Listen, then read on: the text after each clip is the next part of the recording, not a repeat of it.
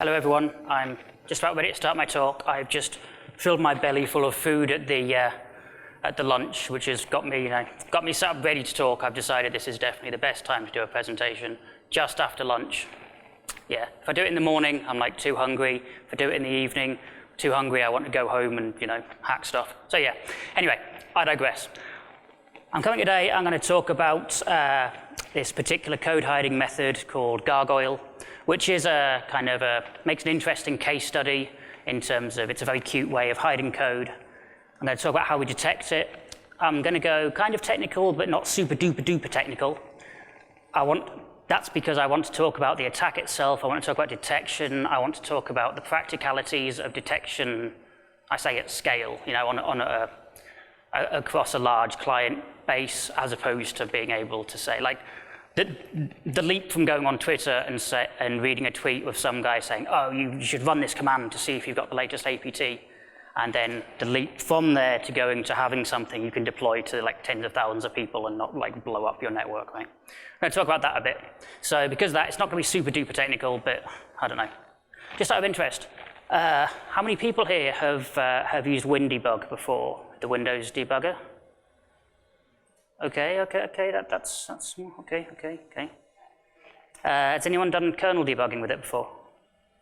Oh, one person, okay, that's cool. So, if there are any hard questions I can't answer after the talk, I'll direct them at the one person who's done it.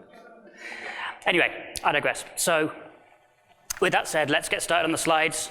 There's a big gargoyle. These slides, this is the same slide deck I used for an event that we used at MWR, the guys I work for. And it's a little bit corporate, so anything that could possibly reflect badly upon the company has been taken out. But I'll try to put it back in as we speak, because my boss has apologized because he can't be here today because he's got to do some meetings, so I can sneak it back in without him noticing. Anyway, quick agenda. I'm going to talk about me because I'm fantastic.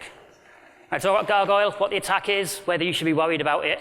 Quick spoiler, it's not like, oh, the big scary APT, everyone needs to go home and patch this immediately. It's just an interesting case study.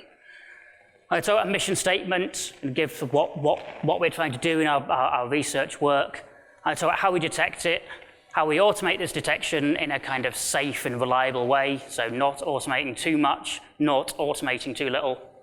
And I'll talk about how we QA that detection method, as I alluded to earlier, the leap from going from, oh, this works on my machine to this works on lots and lots of machines and no one's complained since I deployed it for the last half an hour or so. Finish up with some general observations because, yeah. So, first off, about me. I think quite a few people in this room know me already, but if you don't, this is me. I'm Aliz Hammond. I'm all the way from England. I am based in Singapore. I've been in Singapore for about 3 years, and I'm very slowly picking up the whole Singlish thing, very slowly, finding it very difficult. Just about getting there. Still can't eat durians, but I know not to take them on the MRT, so yeah. I'm from England. This is, in case you're wondering what the state of British politics is, this chap here, whose body I used, is looking like he's going to be in charge of the United Kingdom for the next few years, in case you wondered what British politics is like. Anyway, getting off that before I go into a bit of a rant. I have a background in bug finding exploration. I spent some time doing lots of fuzzing. Fuzzing is really fun. Finding bugs, exploiting them, trying to exploit them, finding them. So yeah, that's my kind of background. I did a lot of research, like at my previous job with that. I had a talk last night about old computer stuff. My hobbies involve electronics, old computers, that kind of thing. But because of that, I have this kind of bottom-up mindset when it comes to analyzing systems. So instead of like looking at things like, oh, start at the top of the stack, you've got your web browser, your JavaScript, you've got something else. I like going up from the bottom and saying, oh yeah, there's a BIOS and built on that is this. And it's a mindset that kind of lends quite well into looking at kernel stuff and that kind of thing. I work at Countercept is our corporate logo. I work at Countercept, which is part of MWR, which is recently acquired by F-Secure. So the branding's a bit weird, but yeah. I work there. I'm a researcher supporting threat hunters, so I'm not a threat hunter myself, So my knowledge of my knowledge of some of the threat hunting stuff is a bit rusty, but I support the threat hunters directly. So all of our researchers, at most places that do threat hunting, your threat hunters will do a bit of research as well.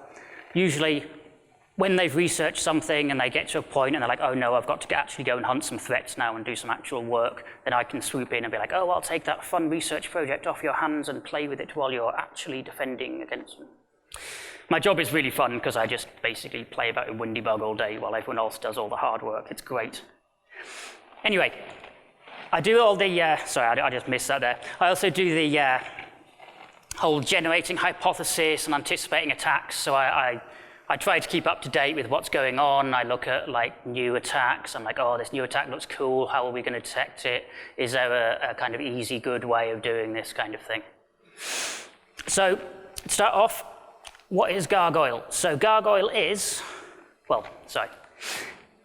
To probably explain what Gargoyle is, I'm going to give you some, give you some historical perspective, but I guess everyone already knows this. But to put things in a historical light, maybe is the better way of putting it. So everyone remembers back in the kind of 2000s era when your malware would be sitting on disk. You'd have an executable that you'd download and you'd run it, and it would do horrible things to your computer. So that was kind of generally defended against by having an antivirus program which would periodically come and scan all the programs on your disk. And it would be like, it would run on a schedule or on demand, and it would light up your hard disk and your computer would slow down for a bit, and you're like, oh no. So one of the ways that this was sped up is that only files with the appropriate file type were scanned for appropriate malware.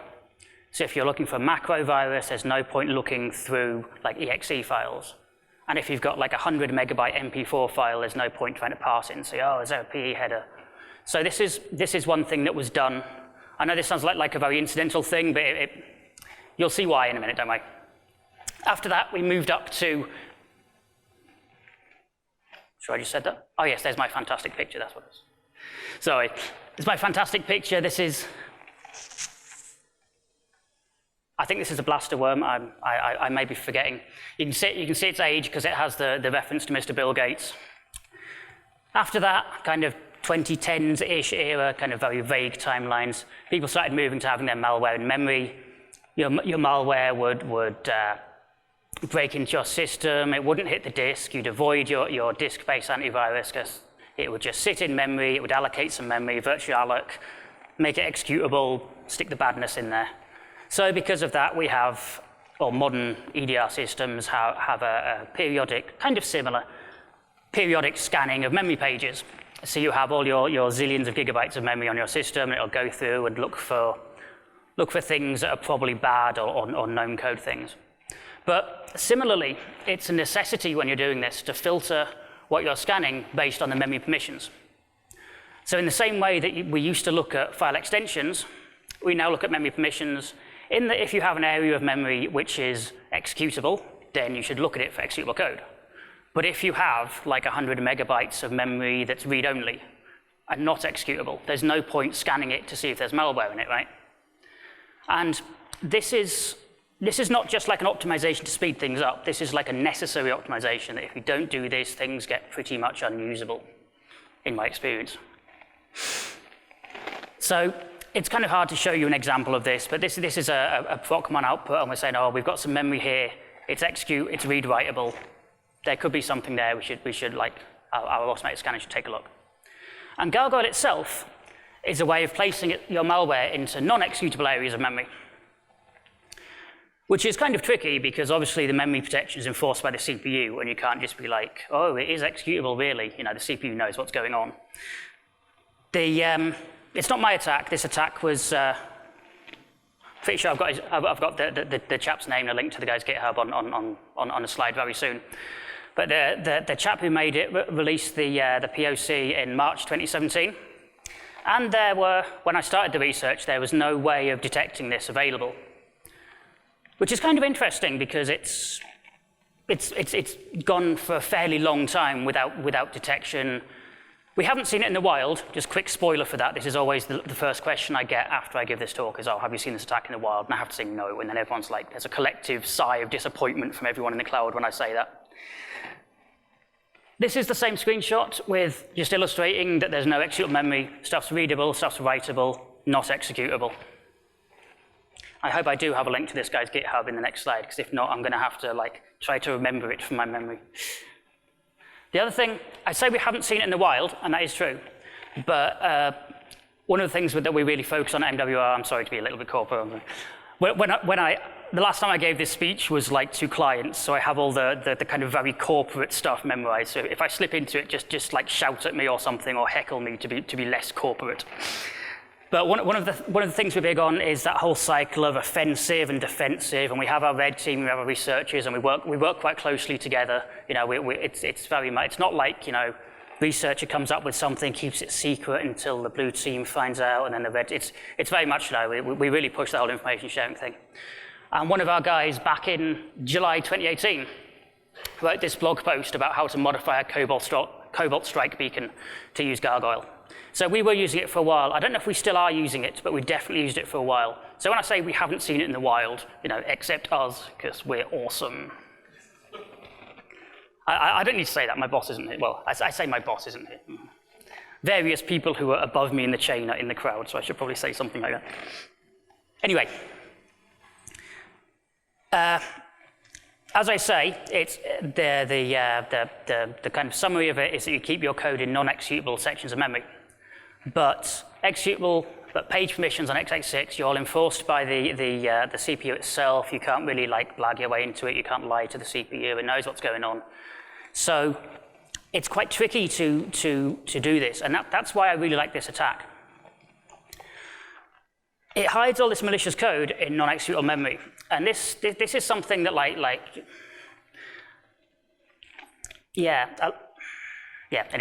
it hides all this code in non-executable memory, and it's very briefly made executable. And when I say very briefly, there was a POC online that the chap who made the attack pushed up, and it will sit dormant on your system and then pop a message box every 30 seconds or something. So you can write your malware that will sit dormant for tens of seconds, minutes, hours, or whatever, and then wake up for 10 milliseconds and do some CNC and some bad stuff, and then go back to sleep. So unless your EDR kicks in at exactly the right time, you're not going to find the code in an executable state. So you might be thinking about at this point that this is like textbook stuff, right? You have a little stub of code that makes your main code executable and then runs it. But one of the great things about Gargoyle, sorry, I forgot I had my great GIF in here. I'm sorry, it's a little bit jumbled, I'm sorry. This is one of the problems of doing a talk straight after lunch, is that I also had a Red Bull just before lunch. Anyway, this is my fantastic GIF that I found to illustrate that the code is mainly in a stone, a very inanimate state, and then every so often it wakes up. So here we have, in this allegory, we have a client system here that we're analyzing, and we have these two threat hunters who are pretty convinced that there's nothing malicious going on this system. So convinced that they take a selfie with the system, which, in case you're wondering, our engineers very rarely take selfies with our client system. But unbeknownst to them, it becomes magically animated and surprises the daylights out of them. And I love this GIF, and I put this in the talk just because I can't get enough of looking at this guy's reaction. It's fantastic, and I love it. These, I don't know if you've ever seen anyone doing this. They're like performance artists, and they'll go and they'll dress up all nicely like that, and they'll stand on the street, literally for half an hour or so. And then when someone comes up and stands next to them, they're like, boo, and they're like, ooh. I have seen them in the street. I have not actually been scared by one, which is probably why I can watch this without any kind of trauma or horrific flashbacks or something. Anyway. The point I was going to make before my awesome animation came up is that while the code's dormant, there is no executable code on the system. So there isn't a little stub that deprotects the main code and jumps to it. There isn't anything executable at all. Everything is non-executable, which is one of the reasons this attack's so cool, right? It is totally dormant. It uses system facilities to wake itself up periodically, and the system, the kind of resource it uses is the system timer, which is something provided by the Windows kernel. It's a timer. Every so often, you give it a time. You say, oh, in 3 seconds, call this function. But this function, the problem here is that the code you're trying to invoke isn't in executable memory. It's sat in non-executable memory, and it's inanimate. You can't just jump to it. So to get around that, you use the same resource that the exploit writers have been using for many years, which is the ROP-style stack pivot. So this is used to make up for the lack of a stub to deprotect or to make the main code executable. So every few seconds, your timer fires. That points to a stack pivot that's in a legitimate DLL, so like MS-HTML or whatever. That jumps to like a ROP chain, calls virtual protect, makes your main malware executable, invokes your main malware, and then turns your Gargoyle back to stone by setting it back to read-write again.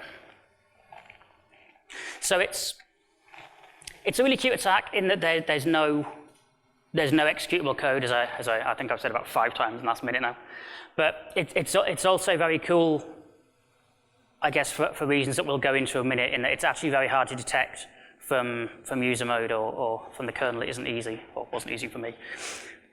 The other thing, of course, is that while it is like you do end up with a ROP chain and this stack pivot, but because you're not writing an exploit, you're not breaking into the system, you already have code execution. So you don't need to bother like working out offsets, right? You can just open the DLL file and find the gadget you need and just use it, which is great. And that's why if you check out the POC on the guy's GitHub, which I'm really hoping is in one of these slides soon, if you check out the POC, it just works. I don't want to say it's a bit of a rarity in these POCs, but it does just work. So having talked about Gargoyle, possibly for longer than I intended to. Time check. Dun, dun, dun. OK. It's all good. I can all fit it in, don't worry. Having talked about Gargoyle and explained what it is and why it's quite cool, I'm going to go up with a quick mission statement. As I say, the slide is a teensy bit corporate because it went to all the clients. But the ultimate mission statement is fairly simple and pretty easy to predict. We want to be able to detect this thing in real time.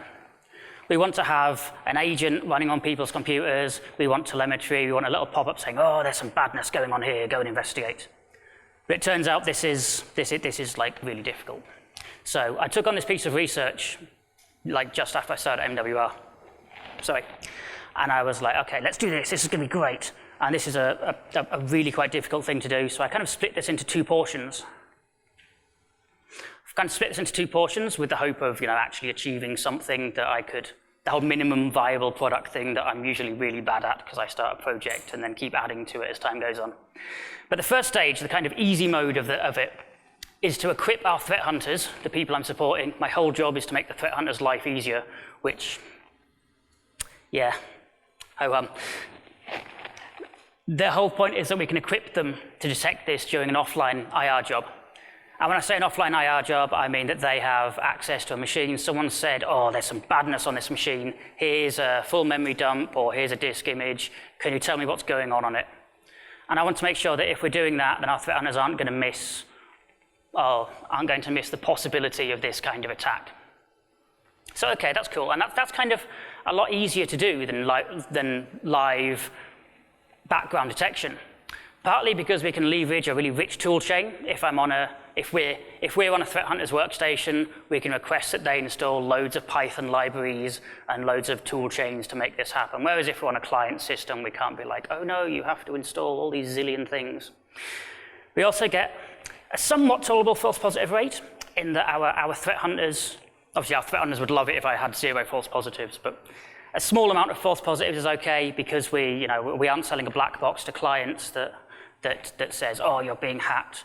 Most of our service is we have our threat hunter team who do all the monitoring, so any alerts go through the threat hunters, and the threat hunters comb through all of these alerts and say, oh, that's not important, that's not important, and so on. So some amount of false positives is okay. The malware can, well, yeah. We do have a pretty tight restriction on false negatives in that if the malware gets dropped and we don't spot it, that's super duper bad. So we want to avoid that at all costs. And the other one that seems a bit silly and a bit obvious is we need this thing usable on everyone's client systems. We can't go to the client and be like, oh yeah, well, we can't do IR on your box because we don't support Windows 7 anymore, you know. Wouldn't make us very popular. So the second stage, which is the really difficult one, is to detect during live system usage. And I didn't get this done. At the point where we kind of closed the research, I had the first half done of cold detection and the live detection. I kind of have it working on my machine and on like my farm of VMs, but if I suggest pushing out to clients, then like all the people at my company would be very, very nervous about doing that, and the clients will probably be nervous as well. It's not quite stable enough. As I say, we need these very strong stability assurances if we're going to do that, which I can't really provide. We need the possibility of race conditions because we're running like the kernel's running as we're running. If you have a cold memory dump, you know, so fair enough, some of your data structures might not be consistent because of when you took the dump, but you don't have things changing beneath you in the same way you do on a live kernel. And we also need higher accuracy requirements because this is when we're going to scale up and run it on tens of thousands of machines, and our threat hunters are going to get buried in like 1 million false positives or whatever. So stage one, well, not as far as I got, but did stage one, and it was the, what's the term? I'm not sure, but that whole thing where you hit the point of diminishing returns. That's what I'm looking for. So onto detection.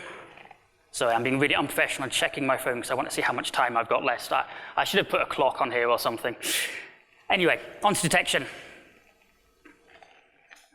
So if we want to look at how we're going to detect this, obviously we want to detect an attack. We're going to start looking at which artifacts we've got on the system. And there really isn't much here. There's some code that's sat in a non-executable memory section. So I was like, going to be kind of tricky to detect based on that. Maybe you can do some clever scanning and you can say, oh, this is non-executable memory, but there's some stuff in here that looks like it might be x86. But it's going to be slow, right? Because you have to do all this clever matching and you have to access all the memory, and it's kind of a bit of a losing proposition, really. I thought. The other artifact that caught my eye was the system time itself. And because the whole attack is based around using this system timer to wake up, and there's no, the use of a system timer isn't a byproduct, it's very intrinsic to the attack itself. Kind of, I'll come back to that at the last slide. But for now, it's very much intrinsic to the attack itself is that you have this timer, and that's what wakes everything up. So I was like, okay, let's see if I can find these system timers. You know, I'll check out the API documentation, find out, get a list of these timers, see what they're going to do. You know, there must be some API call, you know, enum timer list or whatever. Yeah, there isn't. So this is the first big wall that I run into, is that timer information isn't available from user space. If you're a Windows user space process, you have like the API to interact with timers is limited to creating them, canceling them, setting how much time is going to elapse before they happen. They're pretty much an entirely kernel mode facility that has some very thin wrappers in user space. So I was like, okay, that kind of sucks, but you know, we're elite hackers, you know, we're going to be fine. I'll attach a kernel debugger. I'm sure it's going to be just like, you know, all the other things that we do in InfoSec, where there's all these opaque data structures that you're not supposed to touch, and then we go in and touch them all, and Microsoft hates us for breaking everything. So I was like, okay, let's take a look at the kernel. But it turns out the kernel space is pretty much the same. There's a very narrow list of these timer functions that's available. You can create them, cancel them, wait for them, and not much else. So I was like, okay, we can't enumerate them. We can't interrogate them in terms of finding out the payload that they're going to execute when they go off. I'm like, what are we going to do here? Maybe there's something we can dig out. So I studied the Windows internal book and pored over this, and there really isn't any easy, undocumented way of doing this either. Like, there's many things in Windows that are, you know, you shouldn't do them, but they're stable throughout most Windows versions, and you can get away with like messing around. But with timers, there isn't. There isn't one that I could find, maybe I should say. I don't know. I'm waiting for the point at the end of the talk where I open things up for questions and someone tells me that I'm completely and absolutely wrong, looking at no one in particular in the audience who might have lots of knowledge in this area. So anyway, because we're working on a cold memory dump, we can take advantage of volatility, which is, who's used volatility before or knows what it does? Or great, cool, yeah. So it's a tool for taking memory dumps, interrogating them, and figuring out what's going on. And it turns out it ships with a script, a plugin. It's plugin based, all written in Python. It ships with a plugin called timers.py. I was like, fantastic, timers.py. It'll tell me all the timers, and everything will be great. So I got my Windows. I think it's Windows 10. I've got the VM that I'm working on, which just so happened to be like the same version that this plugin works on. But I'll come back to that in a minute and the difficulties. But the important thing is this plugin can enumerate all the system timers, fantastic, and it can extract all the APC info. The APC is just a data structure that defines what's going to happen when the timer fires. Asynchronous procedure call. So it will tell us the address of the code and which process it belongs to, and that kind of thing. So that's fantastic. Thank you, Volatility. Everything's great. Yay, Volatility. So we spin it up, and we run it on our Windows 10 32-bit VM, because that's what I had handy at the time. And we run this command, timers. And it's like, oh, yes, here's all your timers. Fantastic. So these are system timers that are in the Windows kernel. They have this due time, blah, blah, blah. One of the important things here is the offset field, which is a pointer to an e-timer struct, which is the structure that Windows uses to describe the system timers. So if you connect your kernel debugger and you go and take a look at that, Microsoft make all the symbols for the kernel, almost all the symbols available publicly. So you can fire up WinDbg, it'll pull down the symbols, you're like, oh, what's in an e-timer? And it'll tell you, and yeah. And this is what's in the e-timer.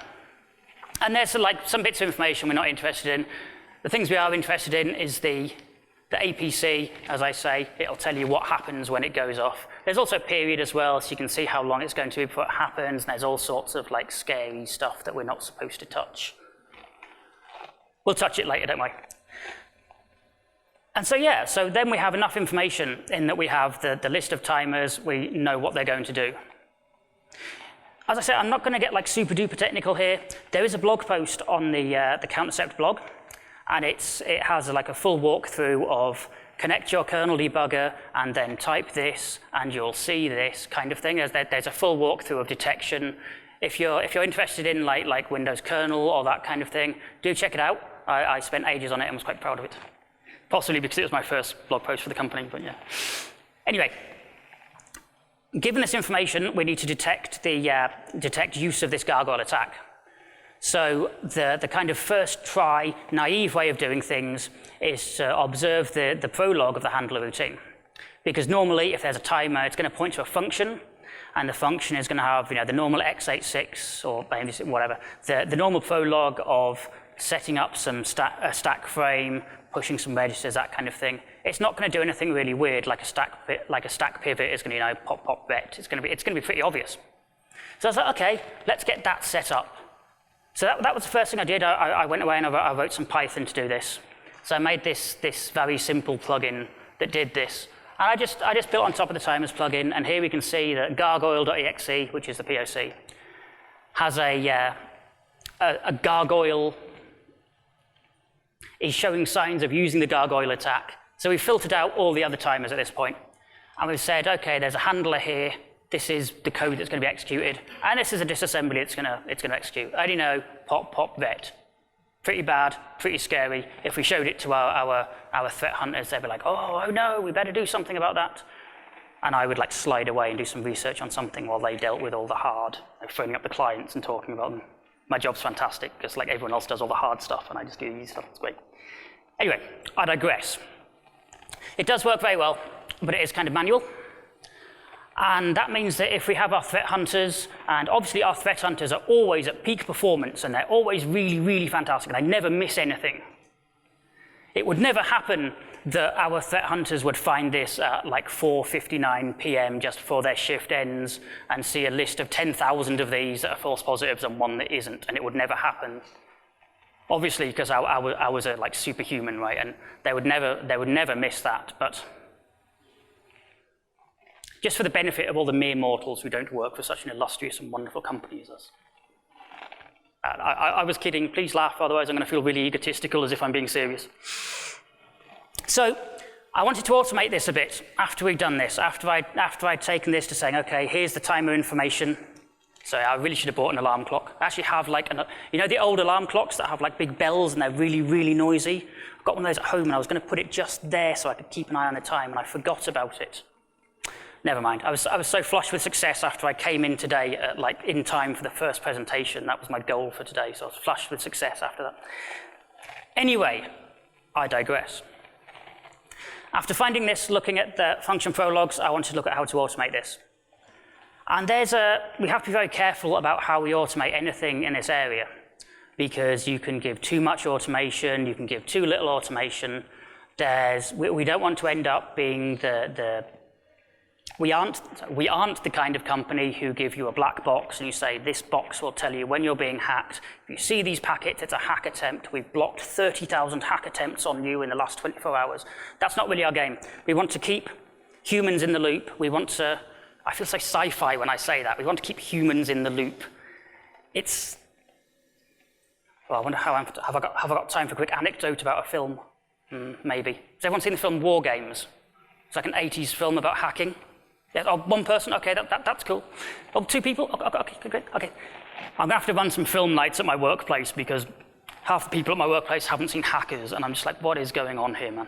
Anyway, at the start of that film, there's the whole premise of it is that there's this computer that takes over the nuclear missile silos that gets hacked. But at the start of the film, you see all there's a big conversation between all the army generals saying, oh, we need to take the humans out of the missile silos because they can't perform under pressure and can't turn the key to annihilate everyone in the world. So we need a computer that's going to keep the controls so the president can push the button and kill everyone. And the quote there is that, you know, we need to keep humans in the loop. So that's where my quote was from, for the benefit of like the two people in the room who've seen that. Okay, when I get to my last slide and I have no time remaining, you can remind me it's my own fault for talking about like 80s era hacker films instead of actual Gargoyle. So, getting back on track. Automation. We need to do it carefully, as I say. We need to keep things objective. We don't want a system that says, there is someone hacking you. We want a system that tells you objective facts about the situation.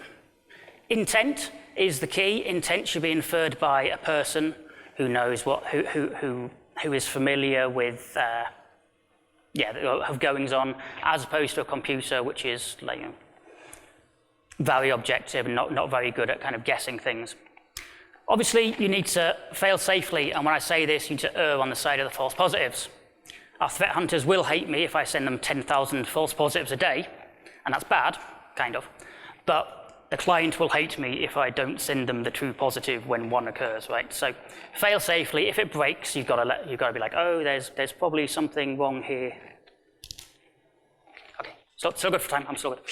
So yeah, the thing I set out was to be very objective here. I want to expose the behavior of this timer handler, and if we see it performing a stack pivot, then there's something awry. It warrants further investigation. So it's not a 100% this is bad, but it's probably a 90-95% this is almost certainly bad. Go check it out. And if it jumps to virtual protect and it makes some code executable, that's probably pretty bad as well. And if it does that and then jumps to that memory, then that's really bad, and people need to be like paying attention. And the way I did this was with an emulation framework. I have, the emulation framework I used was the Unicorn engine, which has anyone used the Unicorn engine? Does anyone know it? Oh, one person, yes. Yes, okay. So this is the Unicorn engine. I kind of stuck this slide in because like not enough people are using Unicorn. It's fantastic, I absolutely love it. I've got an entire slide after this where I kind of go off on a tangent, like a planned tangent, about how wonderful it is. It's a CPU emulation engine. It's based on QEMU. It does a zillion architectures, so it'll do all your x86, your AMD 64. It'll do like your ARM stuff if you have some like Android code and you're like, oh, how do I emulate this? It's properly actively maintained. Big bonus. I know it sounds silly, but you know. And it's from Quinn Nugent, the guy who wrote Capstone, which is, you know, has everyone used Capstone? Has anyone used Capstone? Disassembler framework? So Capstone is a really good disassembler framework. You feed it some code and it'll disassemble it for you. Cool, it works, fantastic. But because they're written by the same person, they play really nicely together. It's very easy to be like, oh, you disassemble this code and you emulate through it, and it's really good. If you end up doing, or if you end up doing this kind of thing, check it out. It's really cool code. I really like it, and not enough. I'd say not enough people use it. Maybe all the people I know don't use it, but yeah, it's pretty cool. I'm just giving it a quick plug. What time is it? What time do I start? Do I start at 1:30? Oh wow! I should have had 2 Red Bulls. I'm not going quick enough. Okay, so I'm going to skip my quick tangent because it's not quick enough. Sorry for the people trying to take a picture of my quick tangent. It doesn't work unless I talk anyway. So yes, I emulate. Once you emulate, you can emulate essentially this stub code. You get some information about what the code's doing. You can say, oh, there was a call to virtual protect. It jumped to it. This is bad. Malicious code is here. And you can pump that to your threat hunters, and your threat hunters can be like, oh, great. Let me go and check it out and battle some cyber warriors. I'm always like low-key mocking our threat hunters over there, like hand-to-hand cyber combat, right? You know, they can go and do their thing. If it fails, emulation fails sometimes, and if it does so, you can flag that up and still send it to your threat hunters, and they can check it out and be like, probably something suspicious, don't know. So I'm really ramping up in speed because I talked about films too much. I'm going to talk about QA and how we went from here's our recall plugin, you can go and use it, to actually having something stable that people can use. Very quickly, I'm going to zoom through it. So, as I kind of alluded to earlier, my first version worked perfectly on my Win 10 32-bit dev machine for my Linux like development machine targeting the Windows box. But that was pretty much all it worked on. So I got all this done, and I was like, oh, fantastic, I can now slack off for a bit and nothing left to do. And then I tried it on like a 64-bit version of Windows 10 just to make sure it worked, and it just all completely fell flat, like completely fell flat. So I tried it on Windows 7 and it broke, and I tried it on, and it's pretty much the only version of Windows that worked properly. I was like, okay. It was also broken when I ran it from a Windows host. So when my Volatility plugin ran on Windows instead of Linux, it was broken, which is quite an achievement given the cross-platform nature of Python, right? I don't know if anyone saw the talk before me. Damn, I've forgotten the guy's name. The talk before me where the guy was like, I'm not a developer, but I dabble a bit. Yeah, me neither, you can tell. And I'm also very bad at Python. But one thing that was very obvious is that it's worth spending a lot of extra time here to make sure it's going to work properly in the day. Because if you have a client saying, oh no, our box has been popped, check it out, we can't go there and be like, oh, okay, well, I've opened a ticket on the tracker, and the guy who maintains it will fix it later, and then we can have a look. You know, it's worth spending a disproportionately large amount of time QAing and getting really, really careful about this. So I decided I wanted to test for false negatives on a variety of OSs. So I just wanted to run the POC on a load of different OSs and then make sure it was detected. I didn't really test for false positives. I figured that was like slightly less important. I wanted to go back to WinXP. No real need for earlier. Everything changes like massively earlier. And, 5 minutes. I'm going to go really fast now. So everything changes before XP, obviously, and also because we have like a few clients we deal with, I could look at the client base and say, oh yeah, there's no need to go early in XP because not many people are using them. Obviously, we need 32 and 64-bit architectures. 25% of our client boxes were 32-bit, which surprised me a little bit. Next slide. Need to test it works okay from both Windows and Linux in case my awful Python was like excessively awful, right? So I clearly needed to automate this. You know, I'm too lazy to do it on everything, and I wanted to test it very often on each check-in. I didn't want to commit my code at like 4 p.m. on a Friday and then have some IR job come in on Saturday when I'm like at home, because I don't work weekends, and have the threat hunters be like, oh no, he's broke the code and buggered off, or sorry, he's broke the code and left the building, or such like. It doesn't fit nicely into the nice normal QA environment, and that's one of the lines that the boss told me to put into, because it makes us sound like we have like a really big QA environment. But it doesn't fit into the normal QA environment. So I set up some kind of bodged QA. As I say, I'm not a developer. I dabble in development a bit. The same way that when like developers dabble in security and encode their password as base 64, that's like me to development, right? I mess about with it. So I wrote some Python, threw together some quick scripts that would build the POC, run it on a VM, snapshot the VM, drop that in Volatility, run the plugin, and make sure it just said, yes, you're infected. So not much code, surprisingly enough, or not much code with my rudimentary Python skills, surprisingly enough. 200 lines of code. Volatility can kick out JSON, which was like, I found that out, and I was like, oh, fantastic. That means I can decouple that fantastically. So I hooked it all up to Jenkins. So, you know, every time I push code, it goes and takes my Windows 7 VM, my Win 10 VM, and all these VMs, and fires them up, and checks everything works, and then bitches me out, and then notifies me if it stops working. And when I did this was the big revelation, I guess. You know, I already knew, sort of, but everything was broken. The other thing I'm going to throw in, really going fast now. How much am I? 3 minutes. 3 minutes. How fast can I get in 3 minutes? So one thing I found, having used repeatable tests was invaluable during development. There was lots and lots of making it work on Windows Server 2003 Service Pack 1, which broke Windows Vista, such and such. There was lots of that.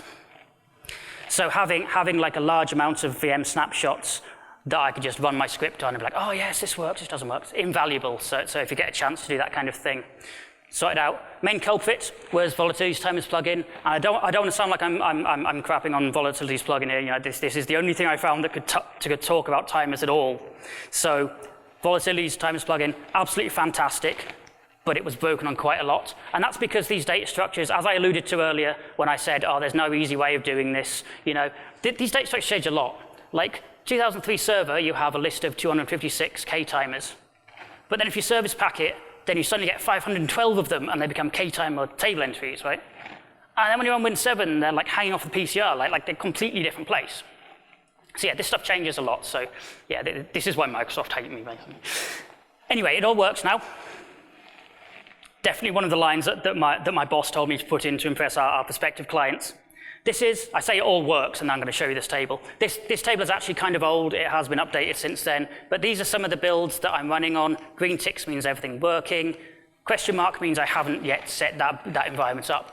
These red crosses, interestingly, mean it isn't working.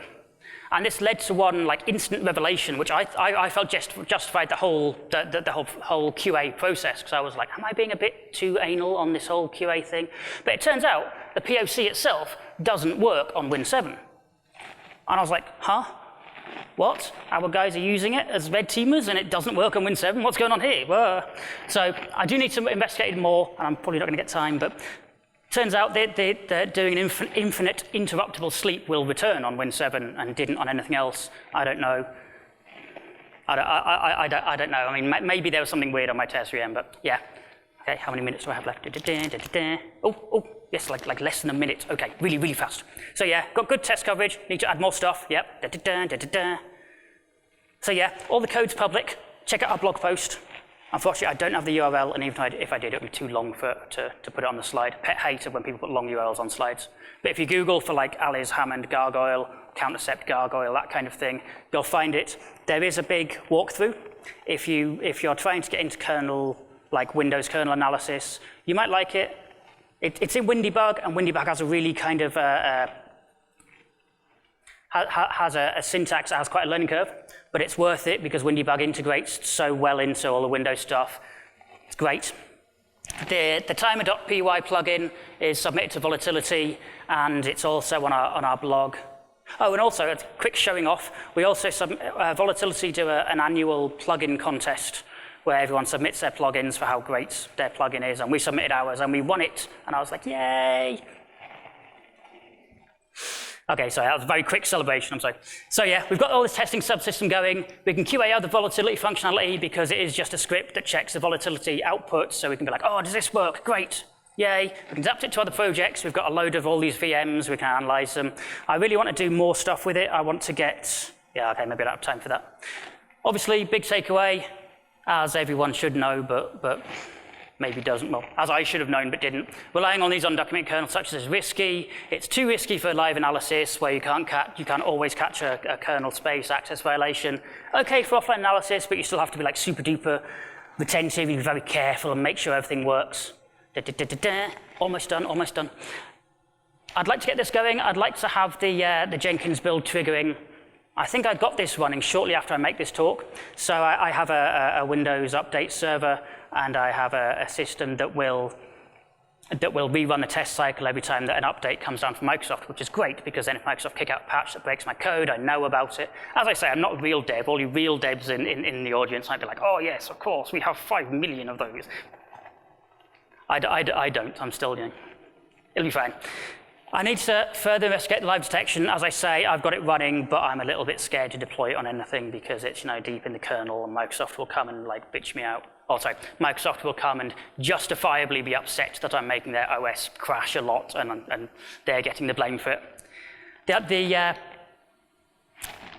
I wanted to see what mitigations the Taz team, all the attackers in our company could come up with, because the timer is a really integral part of this attack. It really is the core of everything. And I wanted to see if we can take it out and do something else. So I was like, okay, I was experimenting with sockets, that we could like start a socket call, and then our APC would fire on failure or timeout or something like that. And this was ages ago, and I was like, I didn't really get anything working. And then yesterday, I came into a talk, and this chap just like idly drops, oh yes, this is a technique for making files like take an arbitrarily long time. And I was like, holy crap, that's exactly what I need. So yeah, I'm gonna go home and play with that another day, because if I can make a file retake an arbitrarily long amount of time, I can hang my Gargoyle code off it, so the APC completes, everything gets executable and everything blows up there. So I need to play with that, so. And that's all I have. And oh, am I in time? Oh, a little bit over. Any easy questions? Okay, any difficult questions? No? You good? Okay, cool.